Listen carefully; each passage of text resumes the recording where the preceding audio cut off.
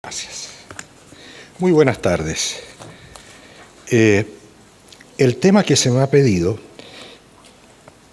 que implica dos palabras claves, los reclamos y las comunicaciones, quisiera ponerlos dentro de un contexto, dada mi especialidad. Yo soy médico legista por un lado, solía ser neurocirujano, pero hoy día vamos a hablar como médico, como medicina legal. La medicina legal, ustedes saben, es una especialidad con CONASEM y todo, tal como es la cardiología, por decirlo así, y nos dedicamos principalmente a tres aspectos. Uno, el que más conocen ustedes, es la medicina legal forense o judicial, las pericias, los cadáveres, las alcoholemias, en fin, como auxiliar a la justicia. La segunda rama es la medicina legal social, que tiene que ver con las leyes, con la higiene, con la salud de la población, con las invalideces, todo este nexo entre la ley y la salud. Y el tercer aspecto de la medicina legal es la medicina legal profesional, que es la que yo me dedico principalmente. Entonces, partamos un poco con el tema de los reclamos. Yo entiendo que lo que ustedes esperan en esta conversación no es un informe de algún hospital sobre la distribución de los reclamos en un año y cómo va la curva. Sin embargo, como aparece aquí, no me voy a sustraer de eso. Sin embargo, de a poco nos vamos a derivar hacia estos reclamos que escalan, principalmente cuando llegan al tope de la escala, que es la judicialización. Lamentablemente, hoy en día, yo sé que no existe mucho conocimiento sobre el lenguaje judicial, y yo creo que es una buena oportunidad para comunicarles a ustedes más o menos cuál es el ámbito en el que estarían si el día de mañana les tocara un tema de estos judicializados. Así que vamos a ver algunos conceptos elementales.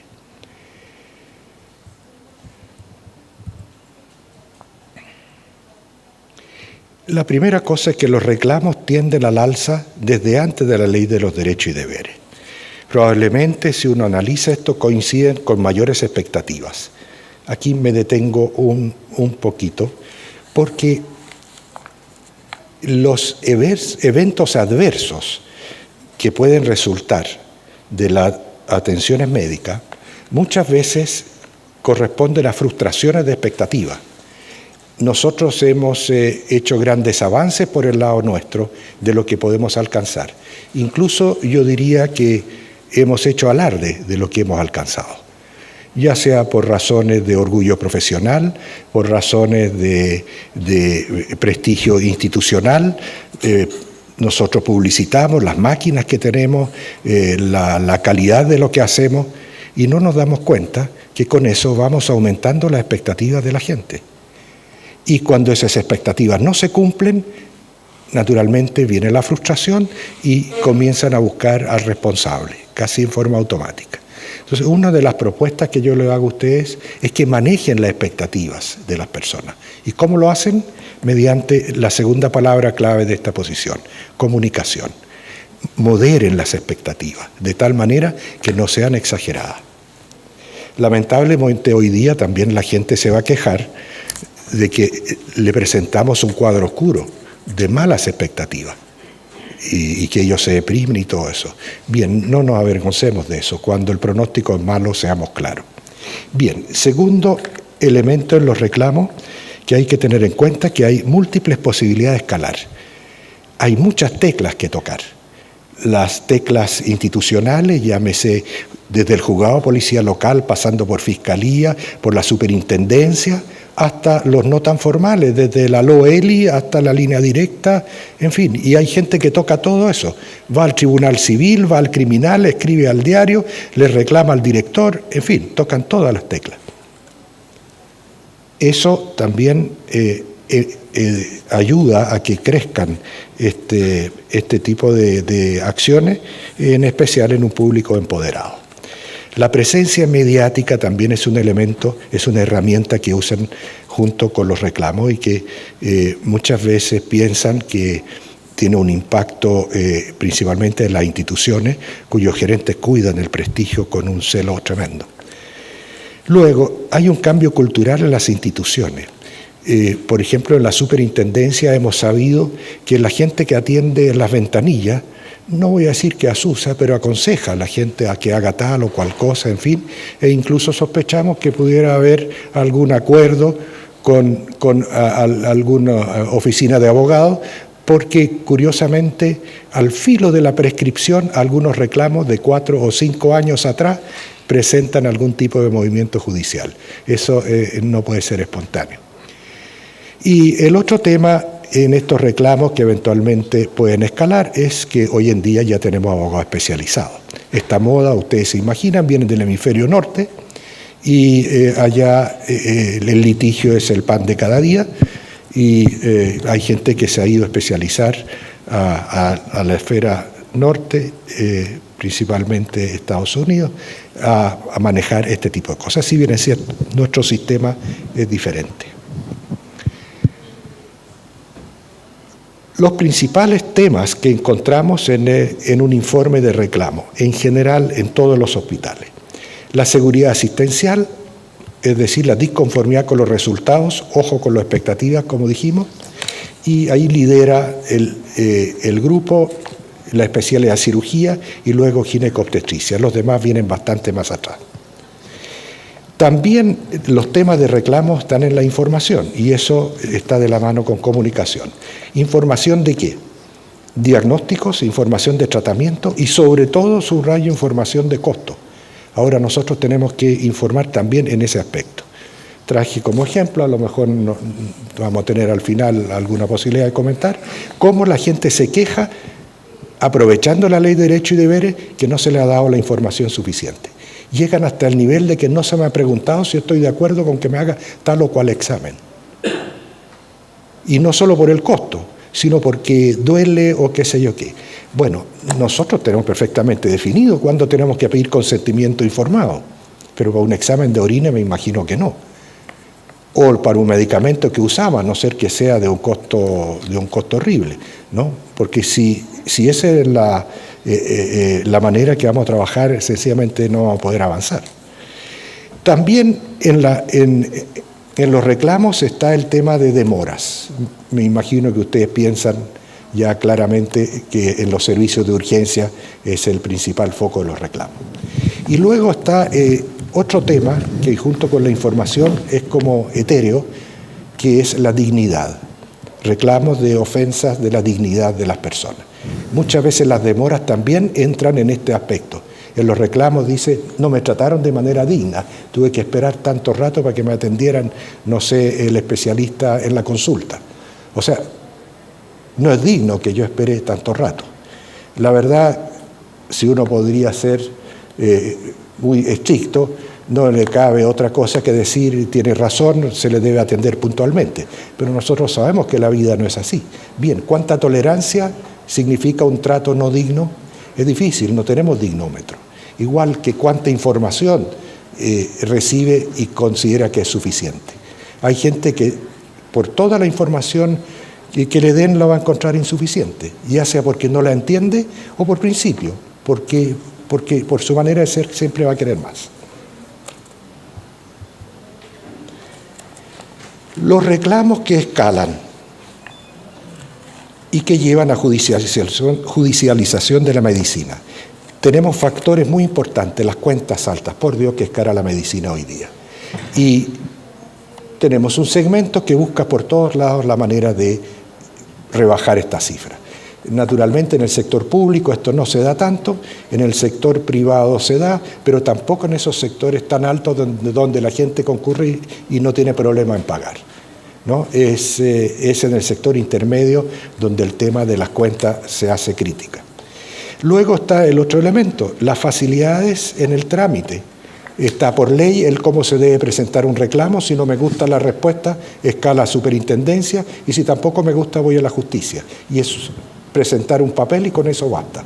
Mueven toda la maquinaria del Estado. Luego, los abogados no solo están dispuestos, sino se ofrecen. Incluso en algunos hospitales los esperan afuera. y ya tienen más o menos calculado por la conducta si hay alguna situación en que ellos pueden ofrecer sus servicios. Y entendemos, ellos también viven de eso, el litigio es su negocio, pero nosotros tenemos que saber manejar eso. Y otro estímulo para que estos reclamos escalen es el aumento del monto de las indemnizaciones. Ustedes han visto en las cifras que se manejan hoy día, ya sobre $1 millón no es ninguna novedad en casos de problemas de negligencias médicas, como le llama la gente. Entonces, estos datos que le he ido dando están insertos dentro del concepto de responsabilidad médica. Y vamos a hablar un par de minutos sobre responsabilidad médica. En primer lugar, no tienen responsabilidad los internos y las matronas y las enfermeras, porque la responsabilidad médica es, tal como lo dice, exclusivamente médica. Entonces uno de repente ve en la prensa por ahí negligencia médica, la matrona no sé cuántito, no puede ser. Es necesario que sea un profesional médico. Luego, todos tenemos simultáneamente un montón de responsabilidades. Aquí tenemos responsabilidades ciudadanas, responsabilidades de padres, todos somos hijos, de responsabilidad filial, pagamos impuestos, somos funcionarios, etc. Todo eso incluye obligaciones a las cuales tenemos que responder. Sin embargo, desde el punto de vista que interesa analizar hoy día, tenemos la responsabilidad de no transgredir las leyes.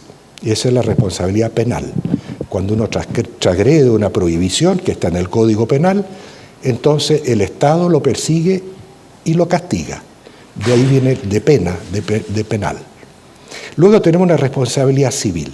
La responsabilidad civil no es por contravenir una ley, sino es por producir un daño.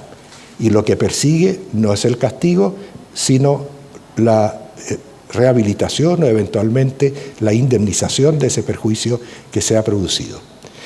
El tercer tipo de responsabilidad que simultáneamente nosotros tenemos en nuestra vida profesional es la responsabilidad administrativa. Ustedes saben, son las medidas administrativas, los sumarios, etc. Y por último tenemos la responsabilidad ética. La responsabilidad penal hoy en día, después de la reforma procesal penal, se hace frente a los tribunales del crimen, ¿no es cierto?, donde trabajan los jueces, que a su vez manejan a los fiscales. Generalmente parte con una queja que se llama querella. En cambio, la responsabilidad civil se hace frente a tribunales civiles, donde el juez recibe una queja del tipo de un perjuicio producido. No hay todavía una reforma procesal civil, como lo hubo con esto de los fiscales, así que el sistema es antiguo, acumulan papeles, cosido con hilos, y lo que persigue este tribunal es hacer justicia en cuanto a reparar los daños. De la responsabilidad administrativa y ética no vamos a hablar porque ustedes saben, cae dentro de otro carril. La obligación que se nos exige a nosotros los médicos es la obligación del debido cuidado. El debido cuidado viene del derecho romano, que es la atención que pone en sus asuntos un buen padre de familia o un buen ciudadano, un buen pagador de impuestos, por decirlo así. Y ahí tenemos que tener claro que este compromiso del debido cuidado es de medios y no de resultados. Salvo algunas especialidades, y ahora los dentistas también están teniendo un poco el problema, en especial de la presentación de la dentadura, donde se le exige resultados. Yo diría que en medicina es principalmente la cirugía plástica la que está comprometida con los resultados. ¿Cuáles son las maneras de faltar a esta obligación del debido cuidado? Y aquí vamos a hacer alguna diferencia porque en el público se usan unos nombres que confunden. La negligencia médica. Ser negligente es hacer de menos. La imprudencia es la otra manera de contravenir. Imprudencia es hacer cosas más allá de lo debido o sin haber tomado la debida providencia. Eso es ser imprudente. La tercera manera es la ignorancia, la falta de conocimiento. La cuarta es la impericia, la falta de destrezas, ¿no? Y por último, también se va contra esta obligación del debido cuidado el incumplimiento de las normas. Este aspecto hay que tener mucho cuidado porque cuando nosotros tenemos normas o tenemos pautas y que nos saltamos esas normas, es un agravante que nos complica. Por lo tanto, mi consejo es que existiendo normas, úsenlas. Tienen que tener razones muy válidas para salirse de la norma y no cumplirla. Pero así como puede ser un buen escudo, el no cumplir las normas puede ser también una espada. ¿Cuáles son los elementos principales que nosotros encontramos en un juicio cualquiera? La primera razón por la cual la gente va a juicio es por un error manifiesto. O sea, si hay una embarrada grande, es muy probable que eso vaya a judicializarse, a no ser que lo manejemos adecuadamente. ¿Qué implica manejar adecuadamente? Tomamos la palabra comunicación y oportunamente este reclamo serio y veraz debe ser investigado. Más allá que yo aconsejo que cualquier reclamo tómenlo seriamente, porque no sabemos dónde va a ir a parar. Entonces, frente a un error manifiesto, actuar de manera responsable. Si tiene razón la persona, ¿cómo lo arreglamos? ¿Qué me gustaría a mí que sucediera si yo estuviera en el lugar de reclamante y yo sé que tengo razón? No me gustaría que le bajen el perfil, que me engañaran, que me mintieran, que se escondieran, ¿no? Cuesta de repente encarar este tipo de cosas, ¿no? Los jefes de servicio de repente también se esconden debajo de la cama. Hay que encarar las cosas y saber hacerlas con honestidad, con claridad. Pero, por suerte, los errores de este tipo son los menos. Los que más vemos son resultados adversos. Y ya dijimos que tiene que ver con la expectativa, los resultados adversos, pero hay otro problema mayor, es que el público no distingue frente a un resultado adverso si eso es producto de un error, producto de una iatrogenia, de algo mal hecho, es un riesgo inherente, es la evolución espontánea de la enfermedad, es una complicación. Todas esas son categorías que nosotros manejamos, pero ellos no. Ellos solo perciben que las cosas no salieron como ellos esperaban que salieran. Y este está siempre. Es muy raro que no haya esta percepción de un resultado adverso. Hemos tenido juicios sin daño, donde no hay resultado adverso, y que sencillamente la persona reclamaba porque no se tomaron las providencias. Y dice, no pasó nada, pero no se tomaron las providencias. Casualmente fue un paciente médico que operaron sus compañeros de curso cuando era estudiante de medicina, en una patología clásica de urología, y su hijo abogado demandó a los compañeros de curso de su papá porque el monitor estaba defectuoso en el pabellón donde operaron a su padre.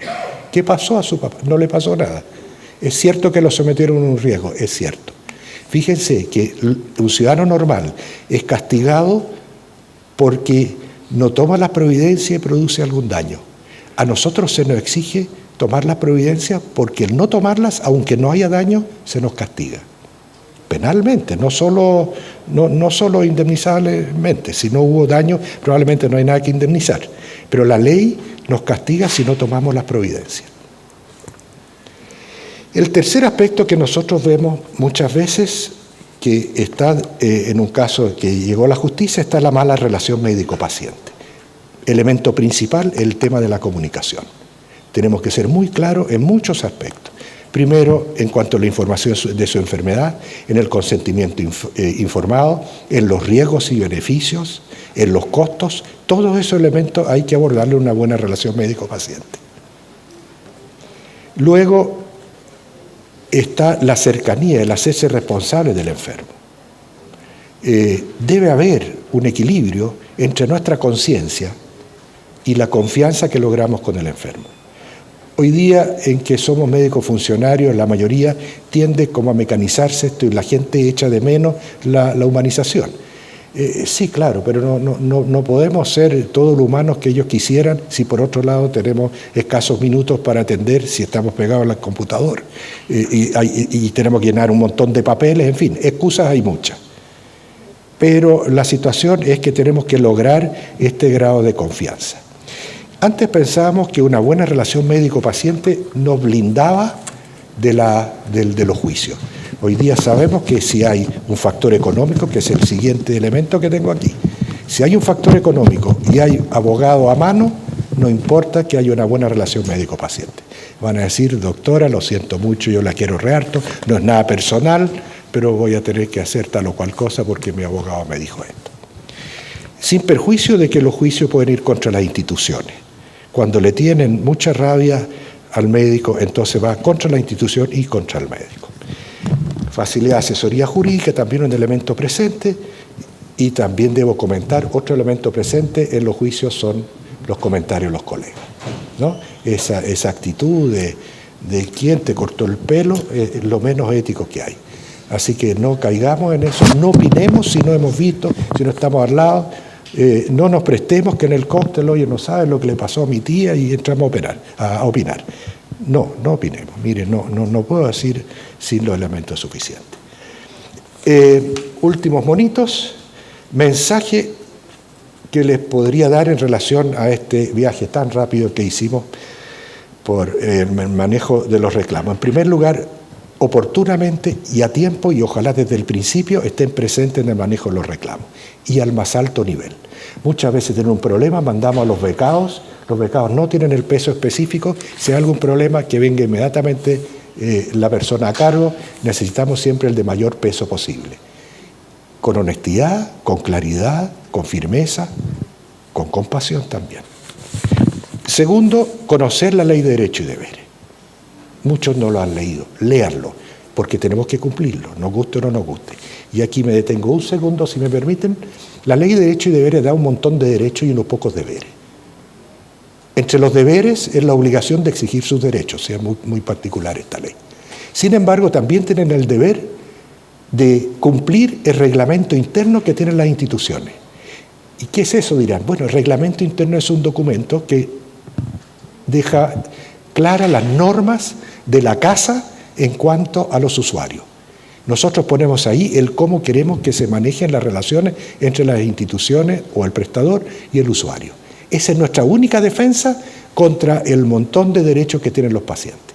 Si hay alguna contravención a esa normativa interna, inmediatamente déjenlo anotado, porque si después las personas van a reclamar, si nosotros tenemos, por decirlo así, un antirreclamo, una vulneración del reglamento interno por parte de eso, la superintendencia los va a anular, los va a empatar.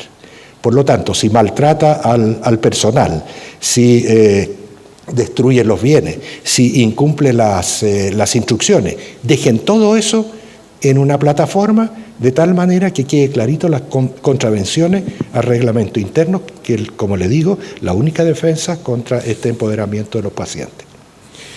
También sería el momento de hablar de la importancia de la ficha completa, dejar anotadas las cosas que deben estar anotadas, ni anotar más de lo necesario, que es nuestra única defensa objetiva frente a una situación que sea judicializada.